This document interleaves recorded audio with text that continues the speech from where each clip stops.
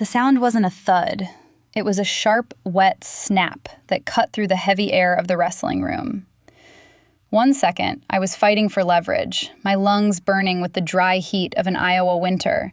The next, Sasha was screaming. It wasn't a sound of frustration. It was the raw, animal noise of someone realizing their body has failed them. I froze, my hands still hovering over her, the adrenaline crashing into a cold, terrifying clarity. The ambulance lights would come later, flashing red against the snow, but in that moment, there was only the look in her eyes, wide, wet, and suddenly devastatingly young. To understand why I didn't move immediately, you have to understand the room. This isn't just a gym. It's a cathedral of sweat and mat tape in the middle of Iowa, where wrestling is less of a sport and more of a religion.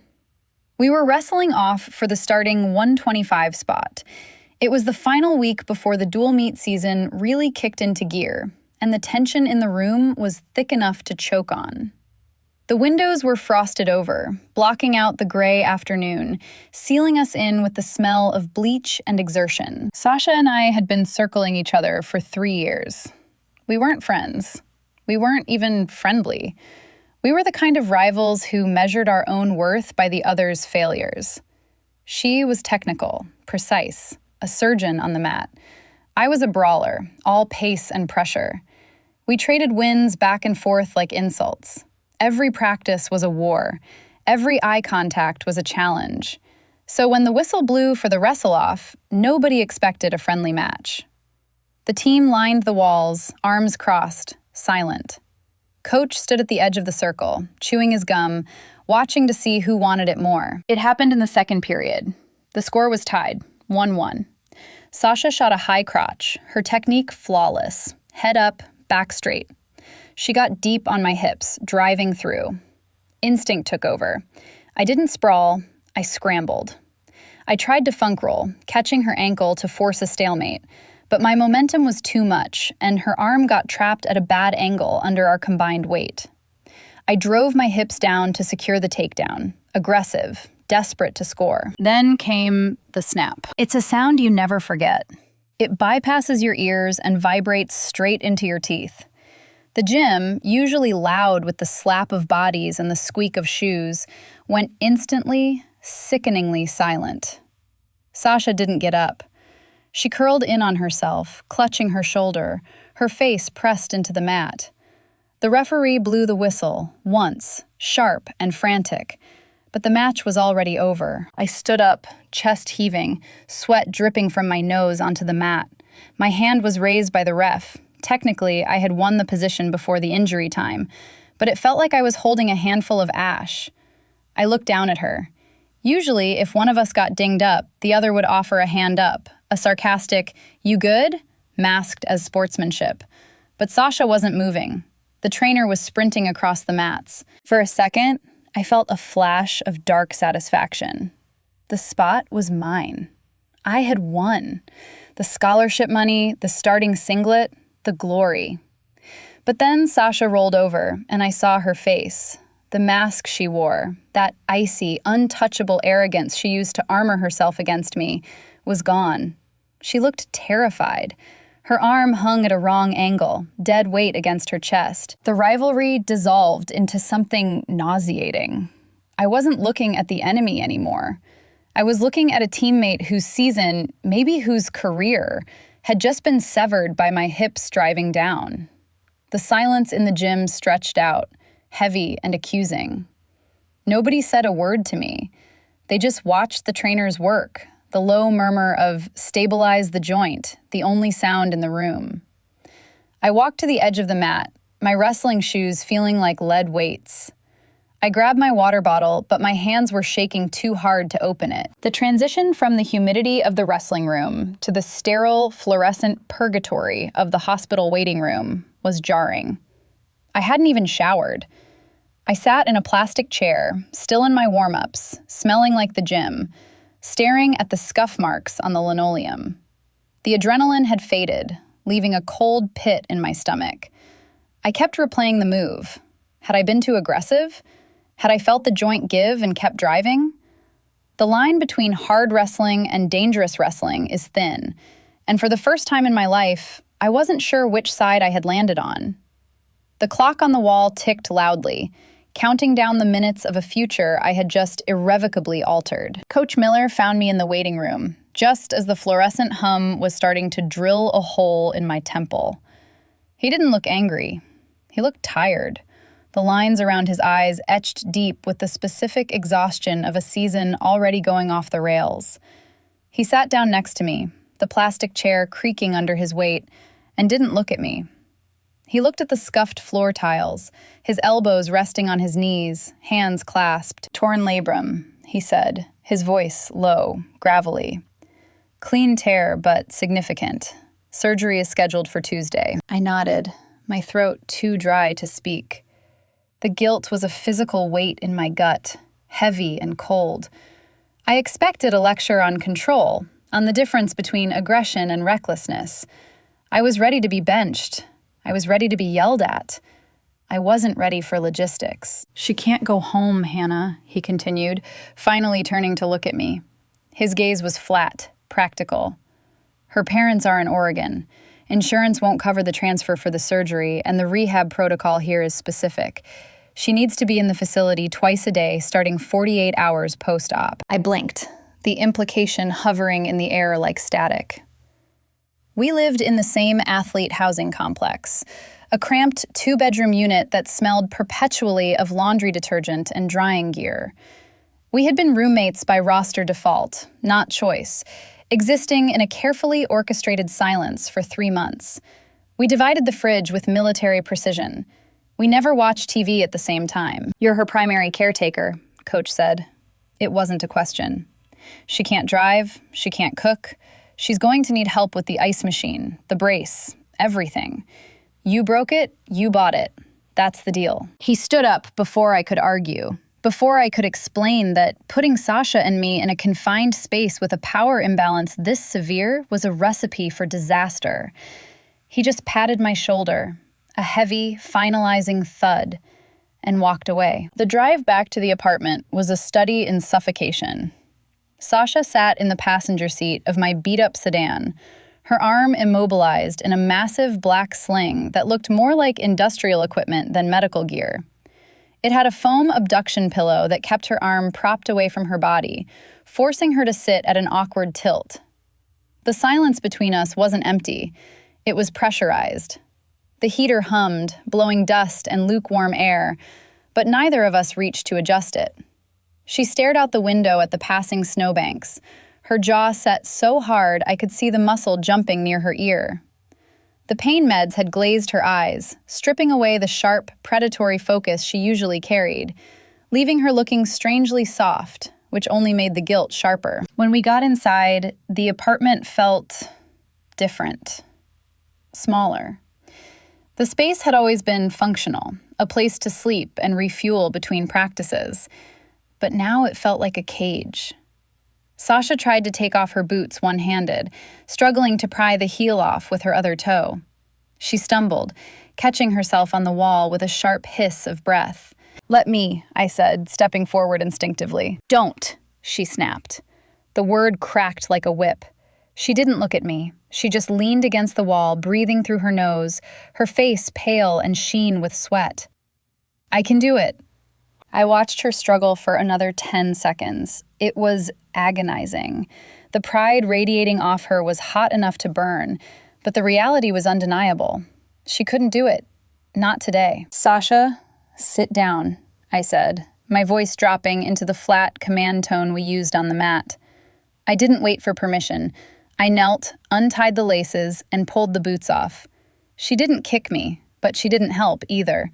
She just stood there, vibrating with humiliation. That night, the apartment was a minefield. The sling took up space, physically and atmospherically. She couldn't sleep in her bed because she couldn't lie flat, so she set up a fortress of pillows on the cheap faux leather couch in the living room. I went to my room and closed the door, but the walls were paper thin. I could hear everything. The rustle of the nylon straps as she tried to get comfortable. The sharp intake of breath when she moved wrong. The low, frustrated groan when the ice machine hummed to life. I lay in the dark, staring at the ceiling. The adrenaline of the match long gone, replaced by a gnawing, restless anxiety. I had won the spot. I was the starter. But in the other room, just 10 feet away, lay the person I had crushed to get it, now entirely dependent on my hands to get through the night. The irony wasn't lost on me. I had wanted to beat her, to prove I was better, stronger. I hadn't wanted this.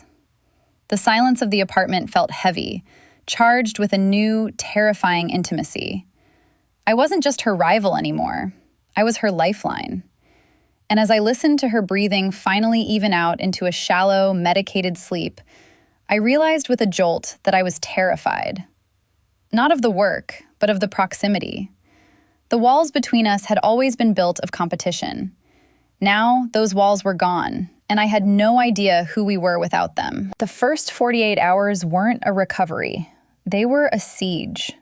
Sasha treated her own body like a rebellious subordinate that just needed to be disciplined into compliance. She moved through the apartment with a grim, silent determination, refusing to acknowledge the plastic fortress strapped to her chest. She tried to do everything at full speed, as if the injury was just a mental block she could hustle through. It was painful to watch.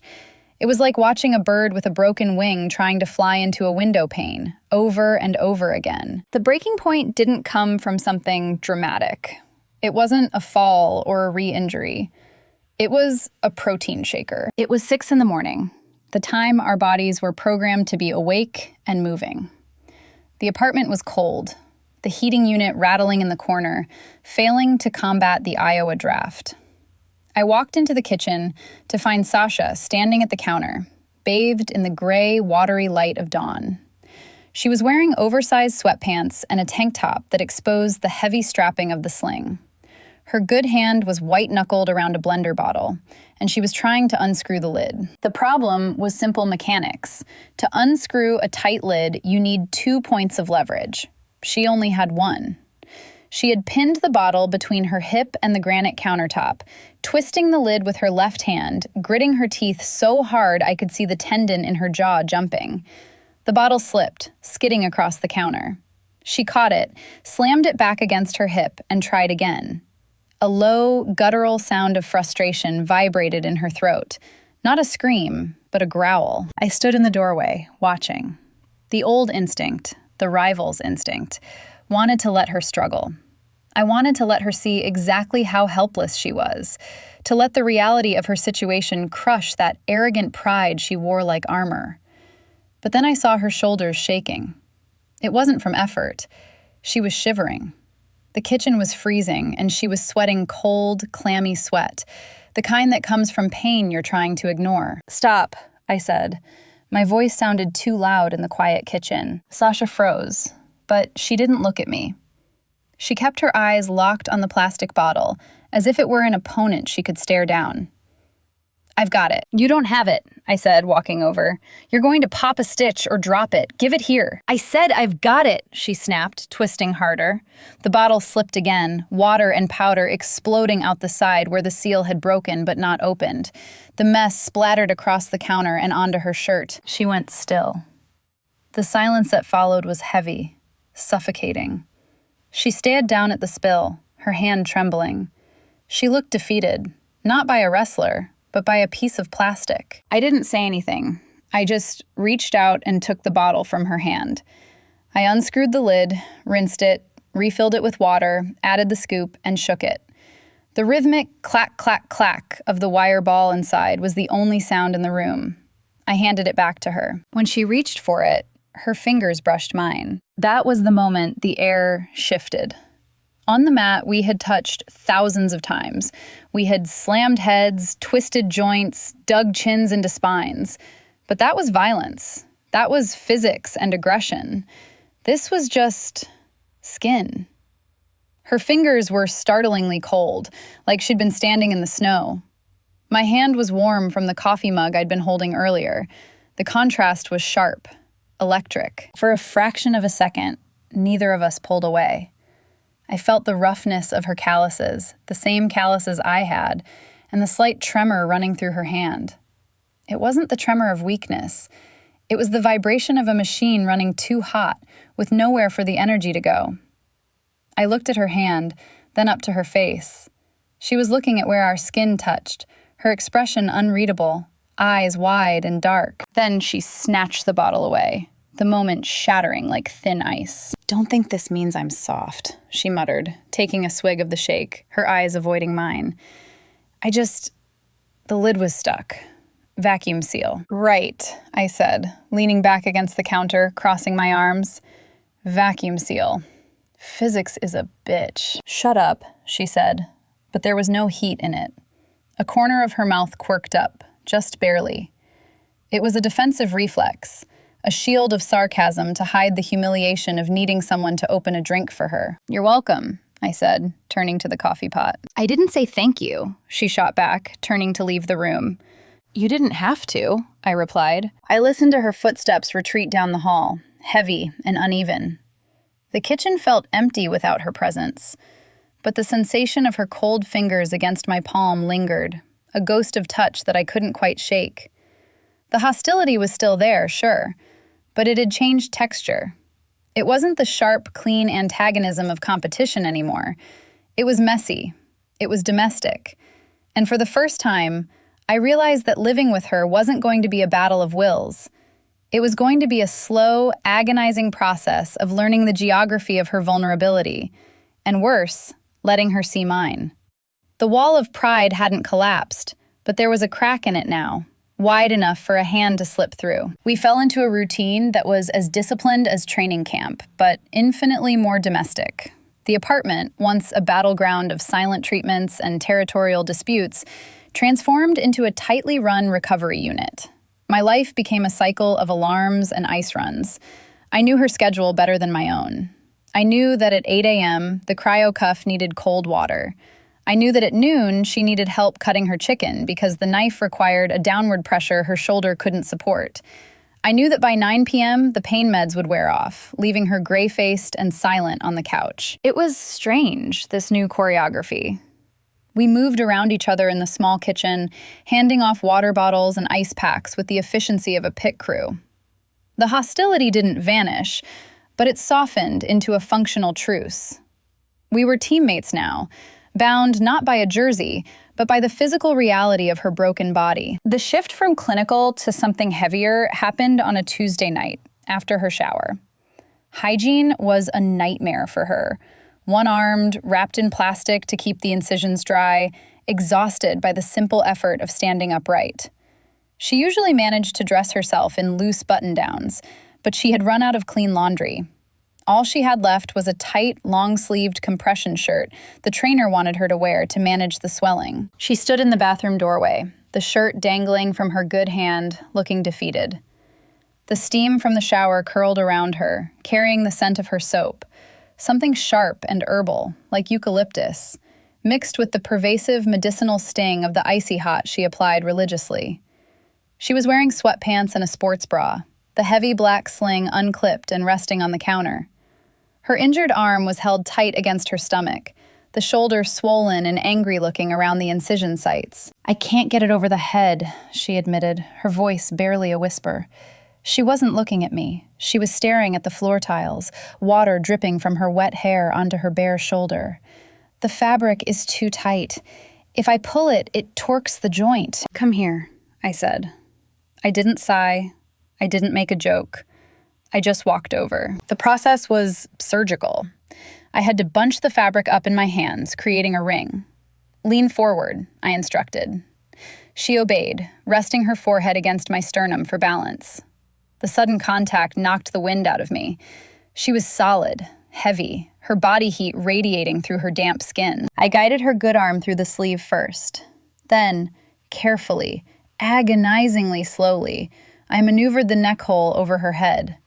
I had to work around the injured shoulder, stretching the elastic fabric so it wouldn't snap back against the tender flesh. My hands were everywhere, brushing her neck, her jaw, the smooth expanse of her back. As I worked the fabric down her torso, the world shrank to the space between us. My knuckles grazed her skin, and the sensation was electric. Her back was a map of our sport. I saw the faint white line of an old Matt burn scar near her scapula. I saw the scattered constellations of yellowing bruises on her ribs, remnants of the takedowns she'd taken in practice weeks ago. Her muscles were dense, hard even in relaxation. This wasn't a body built for aesthetics. It was built for leverage, for violence. And yet, standing there, shivering slightly as I smoothed the shirt down over her waist, she felt incredibly fragile. I smoothed the hem of the shirt, my hands lingering on her sides for a fraction of a second too long. She didn't pull away. She didn't breathe. She just stayed there, her forehead resting against my chest, her good hand clutching my t-shirt for stability. The silence in the hallway was thick, heavy with things we didn't know how to say. It wasn't just the proximity, it was the trust. She was letting me, her rival, the person who put her in this sling, handle her when she was most defenseless. The air felt charged, like the atmosphere right before a thunderstorm breaks. I could smell the dampness of her hair, the eucalyptus, the heat of her skin. My own heart was hammering a slow, heavy rhythm against my ribs, and I wondered if she could feel it through the contact. I realized then that I had never really seen her before. I had studied her technique, analyzed her weaknesses, but I had never seen the person. "Done," I said, my voice sounding rough, foreign to my own ears. She stepped back, adjusting the shirt with her good hand. Her face was flushed, her eyes dark and wide, stripped of their usual guarded cynicism. She looked at me, really looked at me, and for a moment the air between us vibrated with a terrifying clarity. But before either of us could acknowledge the shift, a ringtone shattered the moment. It was loud, jarring, an invasive electronic shriek from the living room. Sasha flinched, the spell breaking instantly. Her face closed off, the mask sliding back into place. "That's my dad," she said, her voice flat. "I have to take this." I didn't mean to eavesdrop. The apartment was small, the walls thin sheets of drywall that did nothing to dampen sound. But I could have walked away. I could have turned on the faucet or put in headphones. Instead, I stood frozen in the narrow hallway, gripping a bag of frozen peas that was starting to sweat against my palm, paralyzed by the voice drifting from the living room. It wasn't the volume that stopped me. It was the tone. Sasha, the girl who walked onto the mat like she owned the building, who sneered at referees and stared down opponents with dead, shark-like eyes, sounded small. Her voice was pitched high, stripped of its usual grit, trembling with a deferential fear I had never heard before. "I know, Dad," she was saying. "I know what the timeline is." There was a pause. I could hear the tinny, aggressive buzz of a male voice on the other end, speaking too fast and too loud. "No, the surgeon said the repair is solid," Sasha interrupted, her voice cracking. "I'm doing the rehab. I'm doing everything right. I'm not losing the spot." Another pause.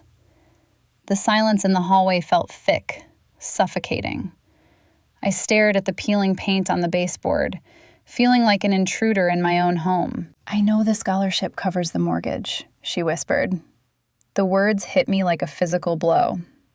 "I know. I'm not going to fail you. It was an accident. I promise.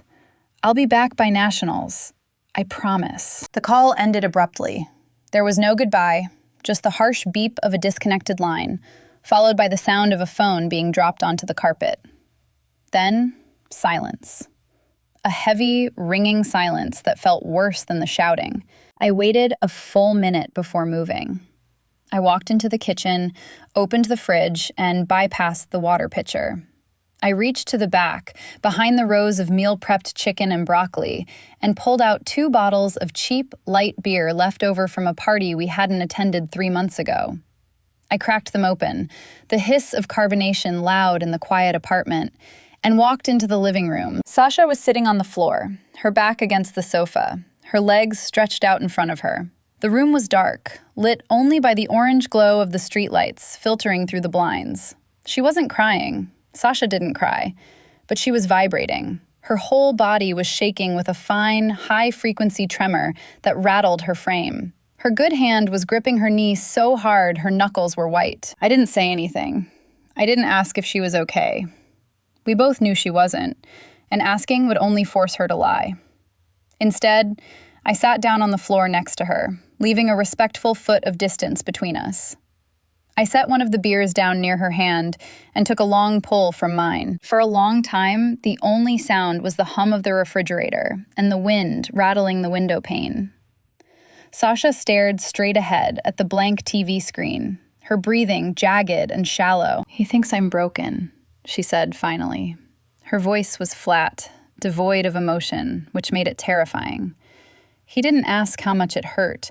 He asked if the redshirt year would affect my eligibility for the Olympic trials. "He's scared," I said, staring at my beer bottle. "People get weird when the plan changes." "It's not a plan," she murmured, picking up the bottle I'd brought her. She didn't drink it. She just pressed the cold glass against her forehead, closing her eyes.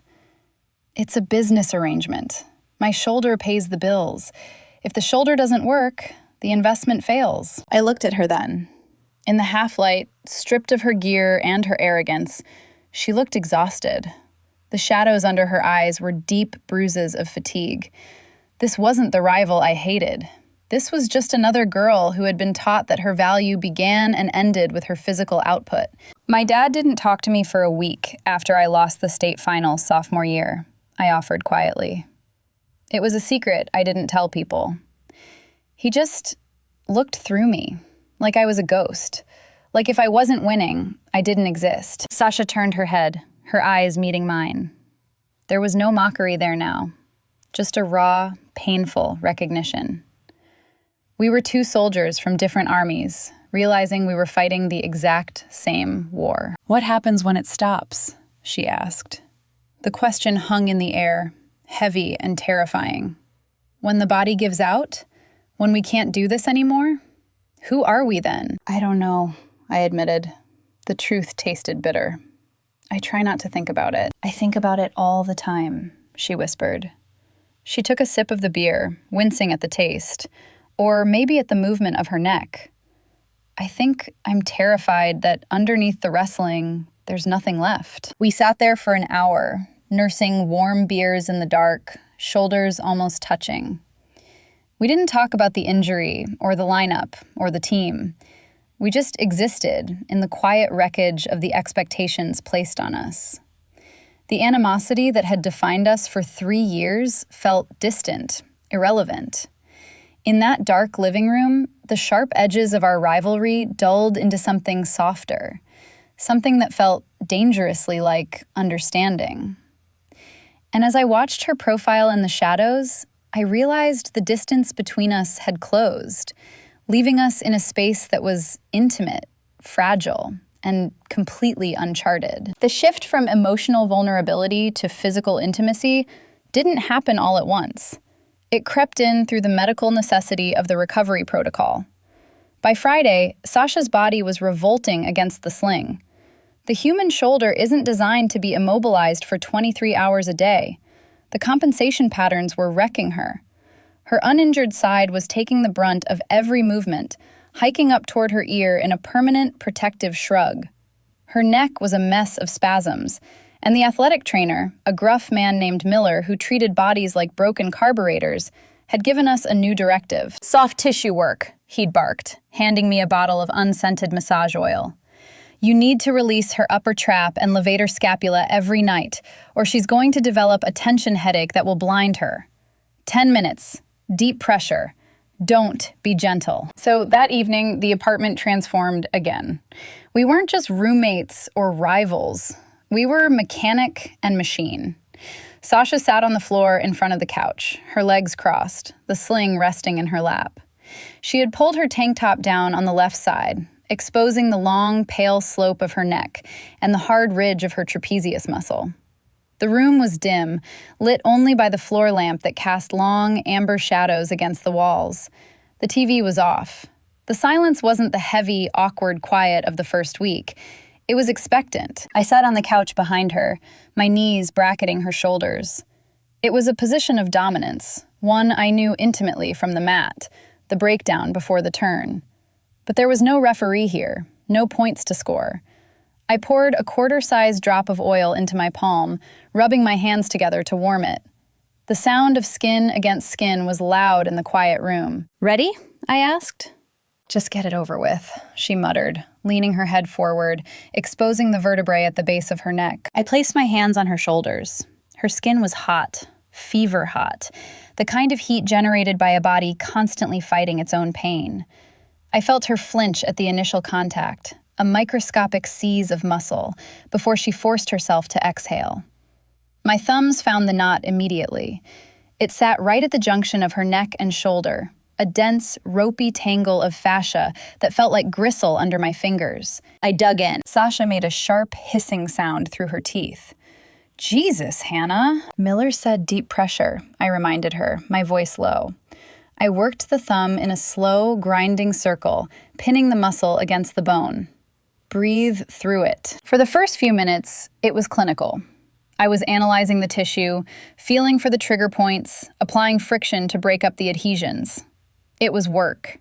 My forearms burned with the effort. But as the oil warmed and the muscle began to yield, the nature of the touch changed. The clinical distance evaporated.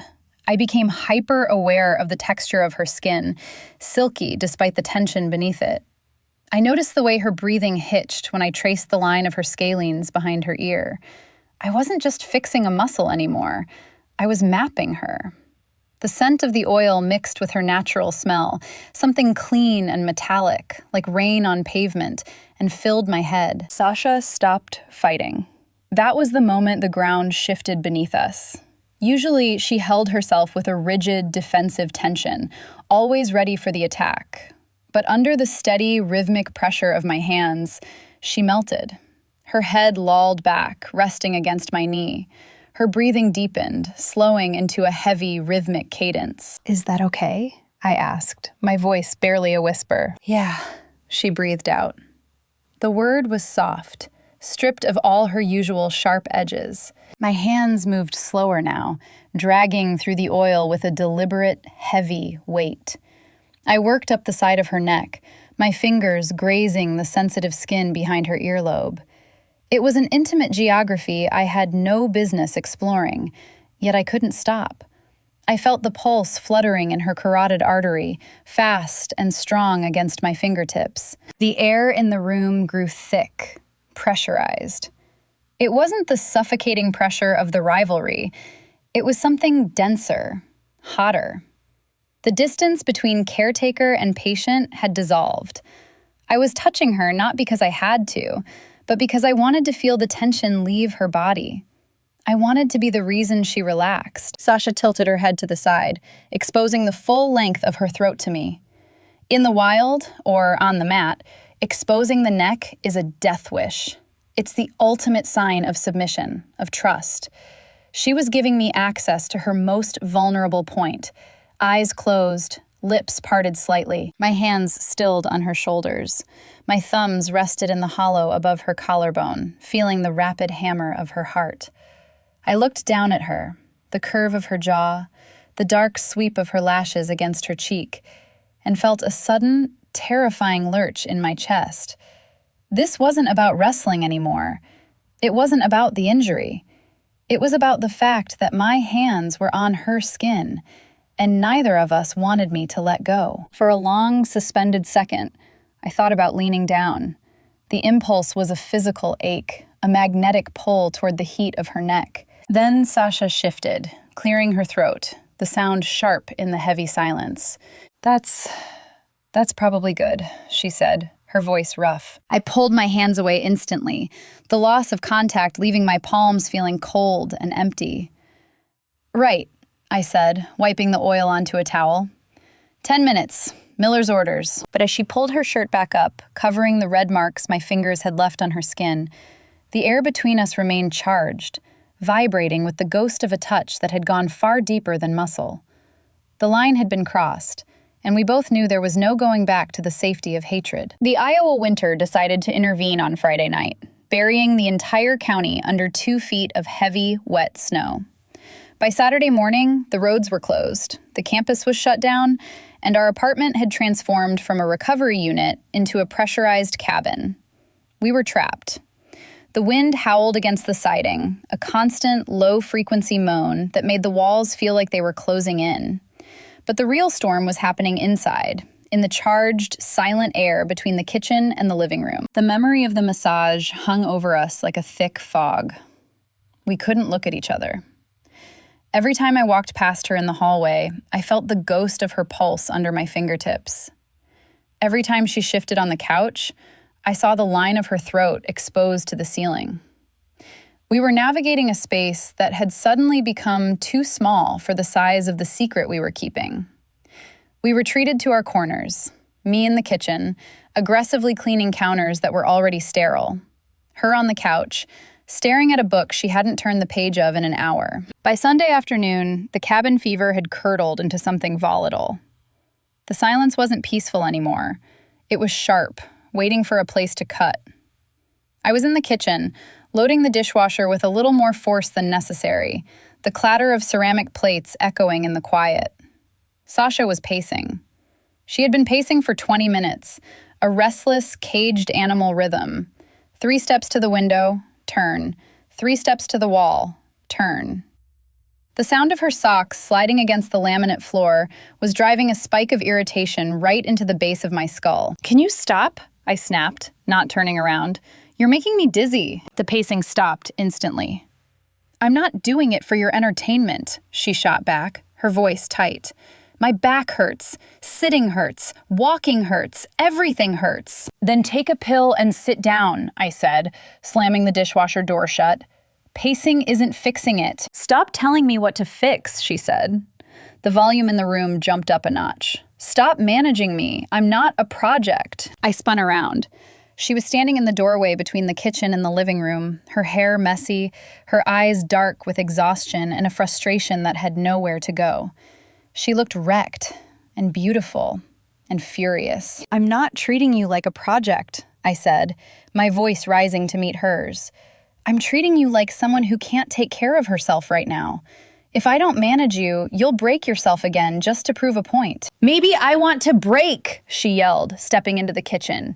"Maybe I'm sick of you hovering, watching me, touching me like I'm made of glass." "I touched you because you were in pain." I stepped toward her, the anger flaring hot and bright in my chest. "I'm doing everything I can to get you back on the mat so I can go back to hating you in peace. You think this is fun for me? You think I want to be stuck here? Then leave," she challenged, closing the distance between us.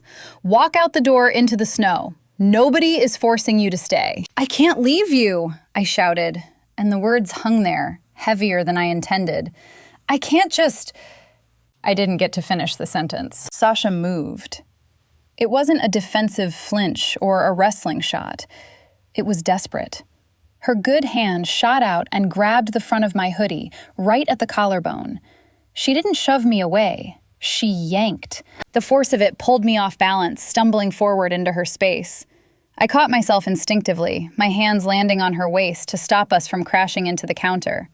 We froze.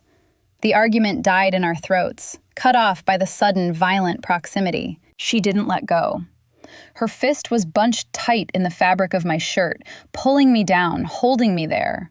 Her face was inches from mine. I could feel the heat radiating off her skin, smell the eucalyptus and the anger. But when I looked into her eyes, the anger was gone. It had been replaced by something wild, terrified, and hungry. She was breathing hard, her chest rising and falling against mine. My heart was hammering a frantic rhythm against my ribs, loud enough that she had to feel it through the contact.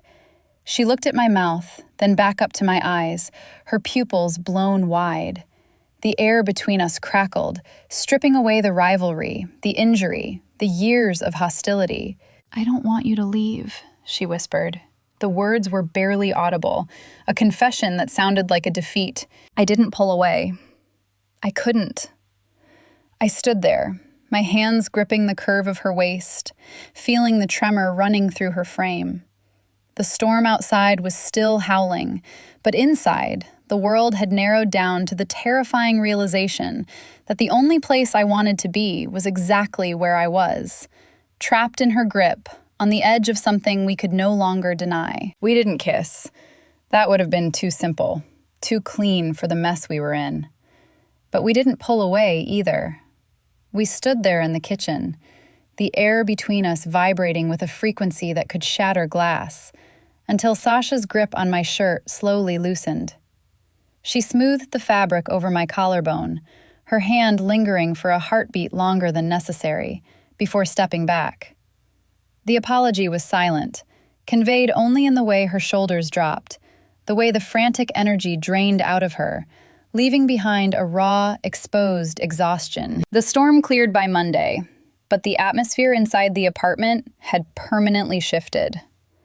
We weren't enemies anymore, and we weren't just roommates. We were conspirators. We had survived the siege of the weekend, and in the process, we had signed a treaty written in invisible ink. The hostility that had fueled us for 3 years was gone, replaced by a terrifyingly domestic awareness of each other's orbit. Returning to the gym felt like walking onto a stage where everyone else had forgotten their lines, but we were reading from a new script. The wrestling room was loud, a chaotic symphony of bodies slamming against mats, whistles blowing, and the guttural grunts of effort. Usually, I would lose myself in that noise. I would become part of the machine. But now, my focus was split. Part of me was drilling takedowns, my body going through the motions of an arm drag or a single leg. But my awareness was tethered to the corner of the room where Sasha was working through her rehab protocols.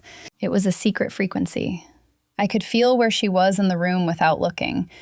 I knew when her shoulder started to ache by the way she tilted her head. I knew when the frustration was mounting by the specific rhythm of her breathing. During the water break, I walked over to her. She was struggling with a yellow resistance band, trying to tie it to the stall bars for her external rotation exercises. Her good hand was fumbling with the knot. "Let me," I said, my voice low, pitched to fly under the radar of the rest of the room. Sasha didn't snap at me. She didn't flinch. She just stepped back, surrendering the band. "Make it tight," she murmured, her eyes scanning the room to see if anyone was watching. "I need more tension." I tied the knot, testing it with a sharp tug. Then I stood behind her as she grabbed the band. "Elbow tucked," I instructed, placing my hand on her uninjured shoulder to steady her. "Don't compensate with your trap." It was a coaching cue I had heard 1,000 times, but coming from me, it felt different. As she began the movement, pulling the band outward, I watched the muscles in her back shift and engage. I could see the tremor of effort, the determination etched into the line of her jaw. My hand dropped to the center of her back, right between her shoulder blades. It was a corrective touch, technically, a tactile cue to keep her posture upright, but it lingered. I could feel the heat of her skin through her t-shirt, the solid, living reality of her strength returning. She leaned back into my touch, just a fraction of an inch. It was invisible to anyone else, to the coach shouting across the room, to the freshman drilling on the next mat, but to me, it was deafening. It was an acknowledgement. I am here. You are here. We are doing this together. The possessiveness hit me later, during the cool down. One of the heavyweight guys, a friendly giant named Marcus, walked over to ask Sasha about her timeline.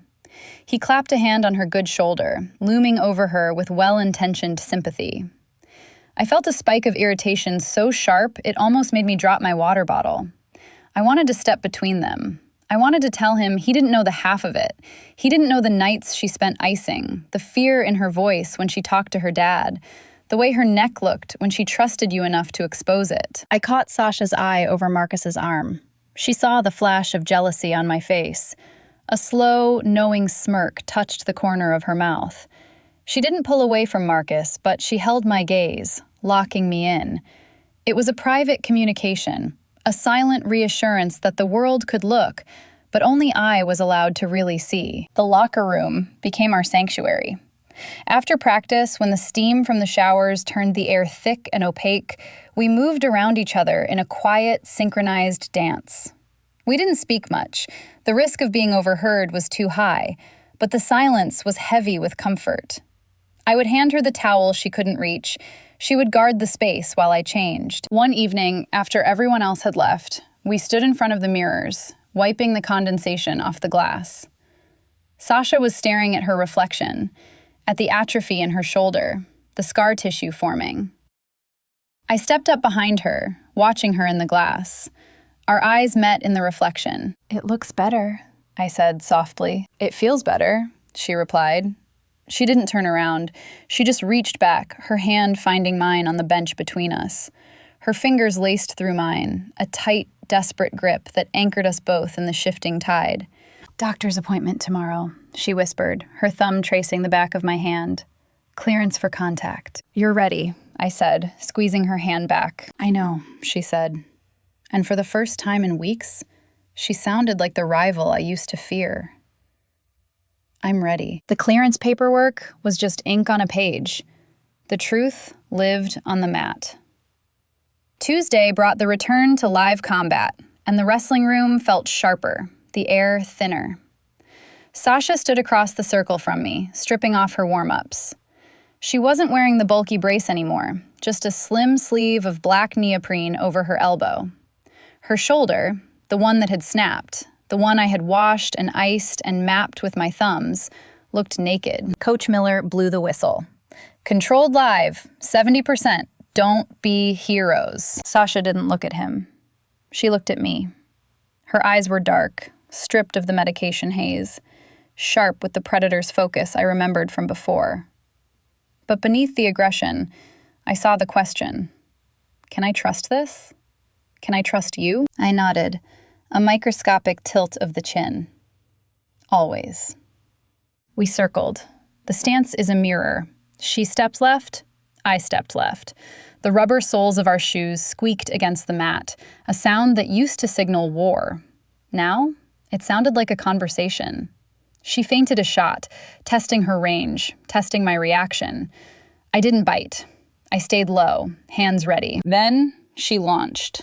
A high crotch, the exact same move that had broken her. My heart hammered against my ribs. Instinct screamed at me to sprawl, to crush her hips into the mat with everything I had. But my brain flashed an image of her in the dark, shivering in pain. I hesitated for a fraction of a second. "Wrestle me," she hissed, her voice a guttural snap as she drove into my legs. The hesitation vanished. She didn't want pity. She wanted the fire. I dropped my hips, my chest hitting her back with a solid, heavy thud. I felt her shoulder buckle slightly under the weight, then stabilize. The muscles fired, strong, dense, repaired. She didn't collapse. She posted her hand, fought the pressure, and drove up, cutting the corner to finish the takedown. We hit the mat together, a tangle of limbs and sweat. It was violent. Wrestling is always violent. It's the art of imposing your will on another human being. But as we scrambled for position, the violence was threaded with a terrifying intimacy. Every grip I took was a check-in. Is this okay? Every counter she threw was an answer. I'm still here. We locked up in a clinch, chest to chest, breathing hard. My hand found the back of her neck, fingers digging into the sweat-slick skin I had massaged so carefully the week before. I pulled her head down. She fought up, her forehead grinding into my temple. The smell of her, eucalyptus, adrenaline, the metallic tang of the mat, filled my lungs. I trapped her arm in a Russian tie, applying torque. I felt the scar tissue under my thumb, a ridge of toughness that hadn't been there before. It held. She held. In the chaos of the scramble, the lines blurred. I was fighting to beat her, but I was also holding her.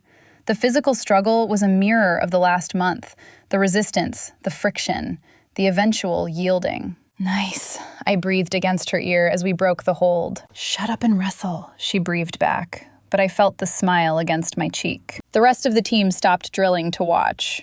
To them, it looked like a dogfight. They saw the aggression, the speed, the way we threw each other around the circle with reckless abandon. "Jesus," I heard Marcus mutter from the wall. "They're trying to kill each other." He was wrong. They were all wrong. They mistook the chemistry for competitive drive. They thought we were fighting for the starting spot again, fueled by bitterness. They didn't understand that the spot didn't matter anymore. They didn't see the way her hand lingered on my waist when we stood up. They didn't see the look in her eyes, not hatred, but a fierce, burning joy. We were stronger together than we had ever been apart. The injury hadn't broken us, it had fused us. We were iron sharpening iron, sweating out the secrets we couldn't speak. The final whistle blew, sharp and absolute. We collapsed onto the mat, side by side, chests heaving, staring up at the fluorescent lights. The gym emptied, leaving us alone on the bottom bleacher. Sasha leaned her head on my shoulder, her breathing finally steady. The silence wasn't heavy anymore. It was ours. "We made it," she whispered. "Yeah," I said, finding her hand. "We did." The snap didn't end her career. It just started our life. CTA. If you enjoyed this story, subscribe for more.